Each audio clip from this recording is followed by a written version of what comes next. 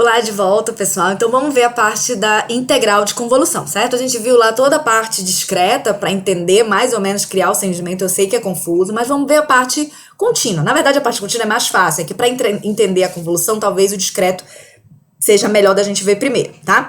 Então vamos lá entender o contínuo. É análogo ao discreto, tá? Então a saída de um sistema LTI de tempo contínuo também pode ser determinada unicamente a partir do conhecimento que se tem da entrada e da resposta ao impulso. Mesma coisa, certo?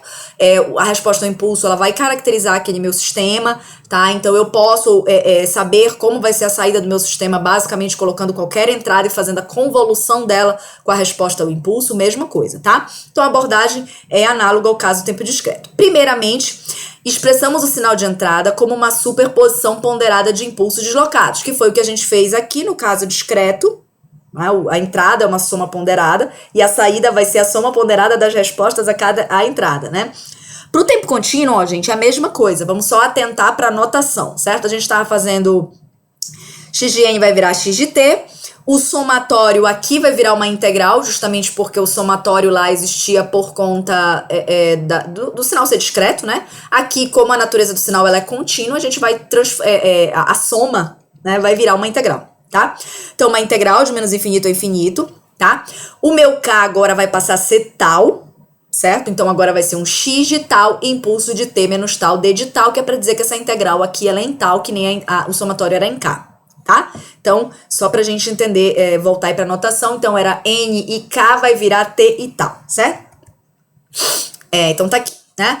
Aqui a superposição é uma integral e os deslocamentos no tempo são dados pela variável contínua tal. Definimos a resposta ao impulso, h de t, como o h de impulso de t, ou seja, a resposta desse meu sistema quando a minha entrada eu tinha um impulso de t, tá? Então, como a saída do sistema em resposta à entrada a impulso.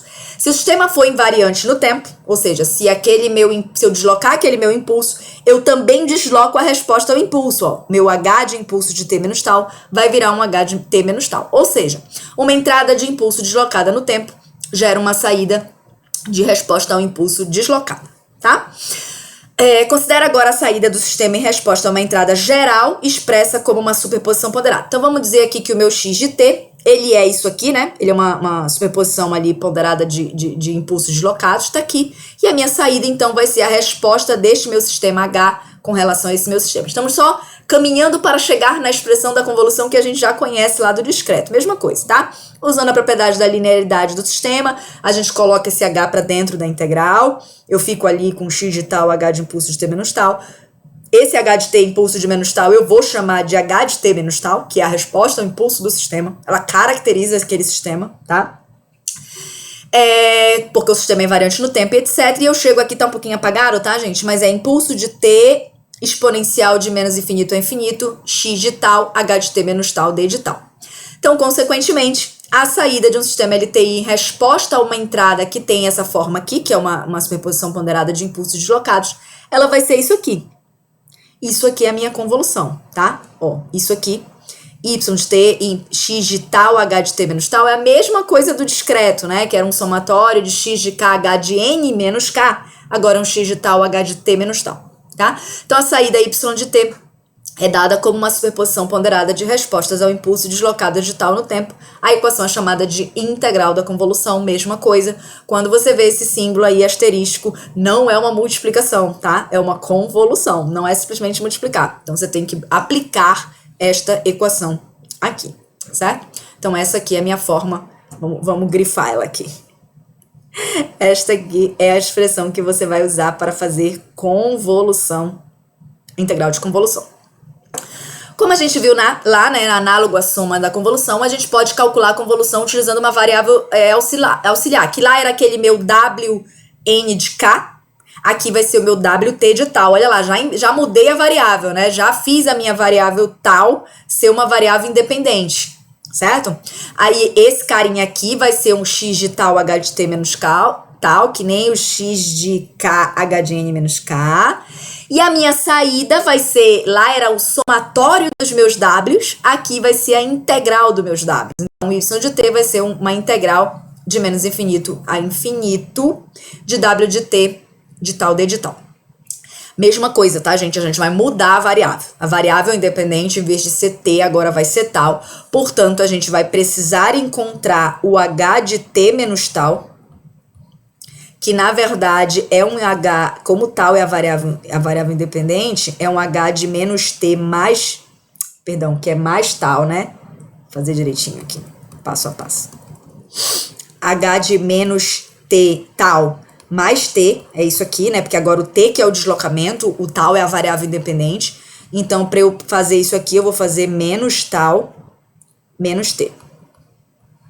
Certo? Então, o que eu vou fazer? Refletir primeiro em tal, que é fazer aquele processo de deslocamento de tempo, que é a segunda opção que a gente tem, que é primeiro escala e depois desloca. Escala, que é rebater, certo? Porque é um menos na frente. E depois desloca para a direita, porque eu tô fazendo escalamento e deslocamento, um deslocamento positivo, certo? Então, é assim que a gente vai fazer, igualzinho do discreto, certo?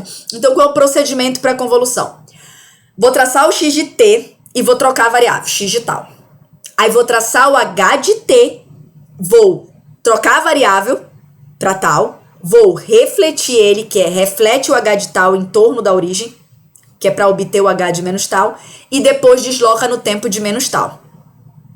Certo? Depois desloca no tempo de menos tal, que na verdade vai virar um deslocamento, o deslocamento era antes negativo, era um deslocamento negativo, vai virar um deslocamento positivo. Eu vou deslocar ele pra direita, tá?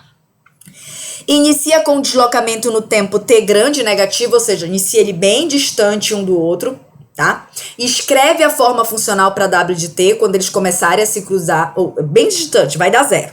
Quando eu multiplicar um pelo outro, vai dar zero. Aí eu vou aproximando, né, aumenta o deslocamento de tempo até que ele se modifique, ou seja, quando eles começam a passar um pelo outro, e aí quando eu multiplicar eu tenho um resultado aqui, e vai passando, calculando nos intervalos, né? Quando ele diz assim, ó, repetir até não haver mudança, é porque ele vai passar completamente. Quando ele passar completamente é porque é zero de novo, né? Então a gente vai fazer ali, para cada intervalo, vai integrar esse WT de menos infinito a infinito, e vai obter o meu Y de t, certo? Aqui nesse exemplo eu também não vou fazer aqui, tá? Esse exemplo eu vou fazer lá na nossa aula síncrona, bem devagarzinho para vocês entenderem, mas deixa eu mostrar mais ou menos para vocês criarem o sentimento da convolução. Eu vou gerar o meu sinal x de t, ó, ele tá dizendo que o meu sinal x de t aqui é uma exponencial vezes esse degrau. Então, vou gerar ele aqui, por exemplo. É uma exponencial de menos e de t. Vamos fazer ela aqui. Sei lá, exponencial de menos 3t, certo? Ela multiplicada por um sinal que ele era, eu vou explicar isso bem direitinho lá na aula, tá? Por um sinal que ele era um degrau que começava em 0, tá aqui, menos um degrau que começa em 2, certo? Esse cara aqui é um degrau que começa em 2, ó. É um degrau que começa em 2. Não é? E esse cara aqui é um degrau que começa em 0, tá? Se eu fizer este aqui menos este aqui, quer dizer que eu venho aqui com ele, os dois têm amplitude 1, tá? O degrau sempre tem amplitude 1. Quer dizer que eu venho com este aqui com amplitude 1, aí quando chega no 2, o que acontece é que eu faço um menos o outro. Um menos o outro vai dar zero, porque é 1 menos 1 vai dar zero. E ali pra frente todo vai sempre dar zero. Então quer dizer que esse meu sinal aqui, ó, ele corta. Este sinal aqui é um U de T menos U... Perdão. U de T menos U de T menos 2. É esse meu sinal aqui. Quando eu multiplico uma exponencial por este sinal, que ele é 1 neste intervalo, resulta isso aqui, ó. Resulta esta exponencial existindo apenas no intervalo de 0 a 2, porque eu fiz exponencial vezes 1. Então, eu criei o sinal x de t, certo? Eu vou repetir lá na aula para vocês entenderem bem. Depois, eu troco a variável, x de tal. Ok, esse aqui já foi. Bora fazer agora o h de tal. O h de tal, mesma coisa, certo? O h de tal vai ser uma exponencial vezes um degrau. Uma exponencial vezes um degrau quer dizer que é uma exponencial que começa em 0, certo? Porque seria eu multiplicar essa exponencial, um valor de exponencial qualquer, que está começando em qualquer momento lá, por um degrau. O degrau, ele começa em 0 e vai até infinito com o valor 1. Então, é eu multiplicar a exponencial por 1 de 0 até infinito. Então, é esse cara aqui. Como é que eu faço para ter h de t menos tal? Reflito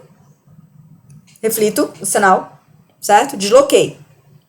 tá? Desloquei, né? Vai fazer isso aqui, cadê? Aqui, né? Desloquei. Era um deslocamento negativo, certo? Mas como eu tirei esse menos de evidência, vai virar um deslocamento positivo. Então, rebati ele primeiro e depois desloquei de T. Então, eu vou refletir ele na origem, ele vai ficar assim, ó. Vou refletir.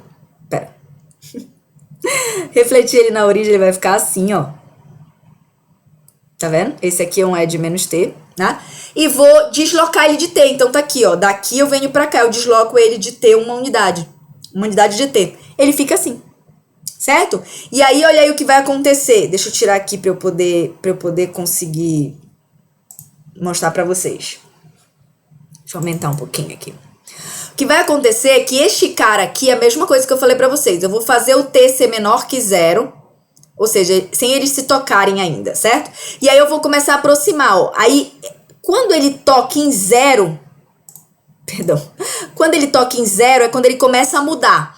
Aí, olha, até aqui ele tem uma forma, até em 2 ele tem uma forma funcional específica, que é eu multiplicar essa minha exponencial aqui pela exponencial dentro. Essa minha exponencial em vermelho, que era o meu E de menos T, pela minha exponencial E de menos 3T, tal. Certo? Então, eu vou ter uma forma funcional. Esse vai ser o meu W de tal, né? Aí, ok, começo a andar. Quando eu passo aqui, olha, quando eu faço T ser maior que 2, eu já mudei a forma funcional. Quando eu tô multiplicando aqui, na verdade, nesse caso aqui eu não vou mudar, tá, gente? Porque, na verdade, ele vai passar e ele vai ficar passando eternamente. E eternamente vai ser sempre uma exponencial por outra exponencial, tá? Mas assim, no caso que a gente vai ver lá, a gente vai ter limites bem definidos, que é quando o sinal se multiplica, ele vai ter definições bem diferentes, tá? Mas é isso que você vai fazer. Você vai fazer ele antes dele tocar, quando ele toca que ele muda de valor, né? Quando ele sai, até ele sair completamente, ó. É que aqui ele não vai sair completamente, porque a minha exponencial, essa exponencial é finita, ela vai de 0 até 2, mas essa minha exponencial aqui, ela é infinita, então ela vai ficar passando ali eternamente, tá? Mas para um sinal que é finito, no caso, se o H de T e o X de T fossem infinitos, ele ficaria bem limitado, tá? É uma prévia, tá? Gente, não se preocupem para tentar entender isso aí, que a gente vai ver na aula direitinho para vocês tentarem entender fazendo os exercícios com bastante calma, tá? Até mostro aqui, ó, ele passando, aí o resultado vai ser isso aqui, eu vou explicar para vocês como é que a gente chega nisso. Aí ele passa, já tem outro resultado, né? Que é quando ele multiplica, né? E assim vai. Enfim, a gente vai ver na sala de aula, essa vai ser a resposta, eu vou explicar direitinho pra vocês, tá? Vamos fazer um outro exemplo com uma função bem definidinha também, pra gente fazer intervalo por intervalo, que eu mostro aqui pra vocês, ó, que são essas duas. A gente vai fazer com calma lá na nossa aula síncrona, mas só pra vocês terem uma ideia do que seria a integral de convolução. Eu sei que é um pouco complicado, mas calma que a gente vai fazer os exercícios bem devagar pra gente poder entender, tá bom?